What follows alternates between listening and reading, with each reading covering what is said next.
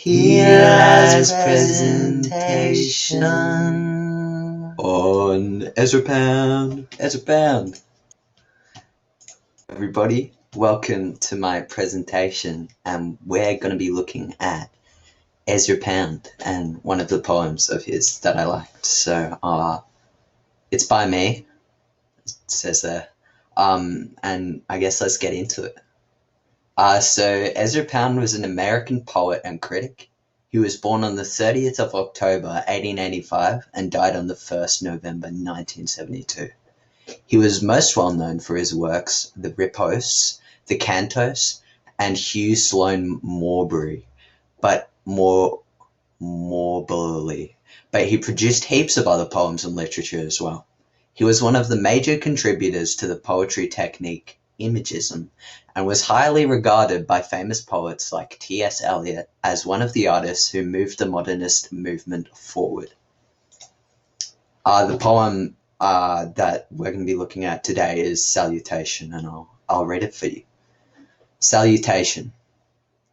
O generation of the thoroughly smug and thoroughly uncomfortable. I have seen fishermen picnicking in the sun. I have seen them with untidy families.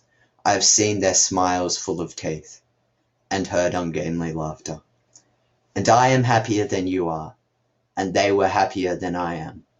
And the fish swim in the lake, and do not even own clothing. By Ezra Pound. So we're going to start off with the first kind of set, or two lines. And all I got for this one, it's O generation of the thoroughly smug and thoroughly uncomfortable. So he has repetition here with thoroughly, and I'll read my analysis for you as well. By using the word smug, Pound implies a generation of people who are happy with what they have made for themselves, and a generation that looks down and thinks themselves better than the rest.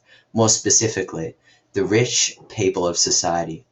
Pound also uses repetition to put emphasis on the word uncomfortable, which he is also using to describe the rich.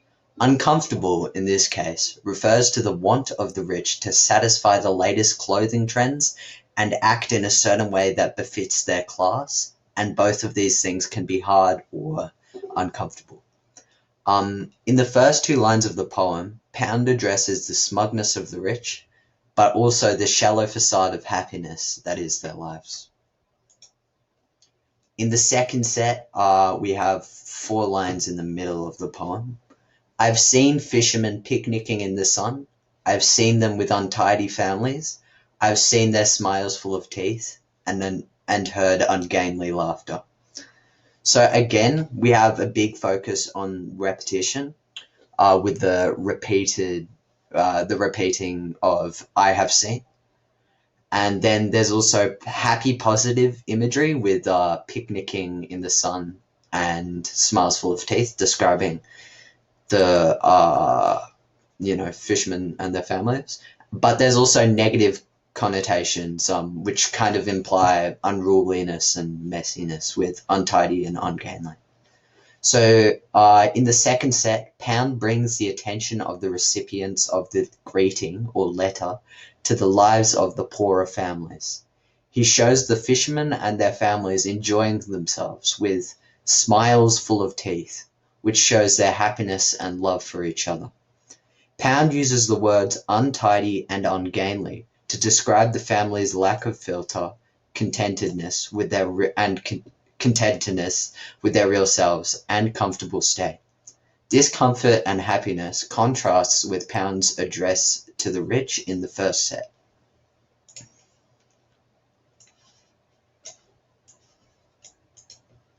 In the third set, it reads, and I am happier than you are, and they were happier than I am, and the fish swim in the lake, and they do not even own clothing. So we have, again, with the repetition, with happier and happier, and an end. And there's also imagery with the freedom of, like, the fish swimming in the lake, which I've highlighted in yellow there. So in the final set of his poem, Pound uses repetition of the conjunction "and" to create a chain or ladder of class, where the richer you are, the unhappier and more uncomfortable you become. In this ladder, on the first rung is the rich, who are smug but live shallow, unhappy lives.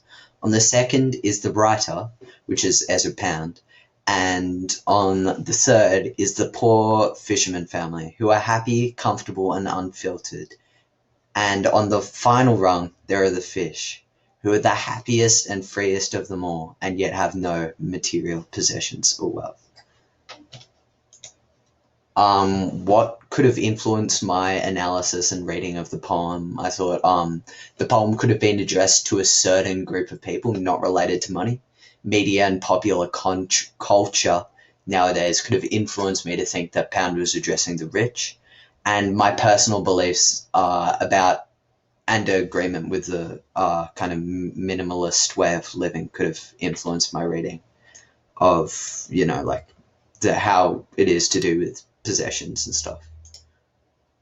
So in conclusion, Ezra Pound's Salutation is a poem addressed to the rich people of society. The overall theme of the poem is related to the phrase, "money can't buy you happiness," and Pound uses beautiful imagery to convey his message, which is that the poorer you are, the happier and freer you are. The end. Goodbye.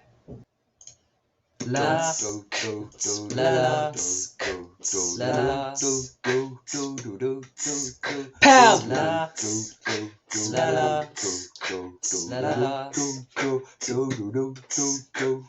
Ezra Pound was an American poet and critic. Every time he picked up a pen, his work came out terrific. Born 30th October 1885, he lived a good life till the day he died. But his life was an orgy, the war fucked him up. Decided to move to Paris, where he didn't let up on the epic that counts as he shed many tears. Cause that shit took him 50 years, and he still managed to get tons of poems across his career.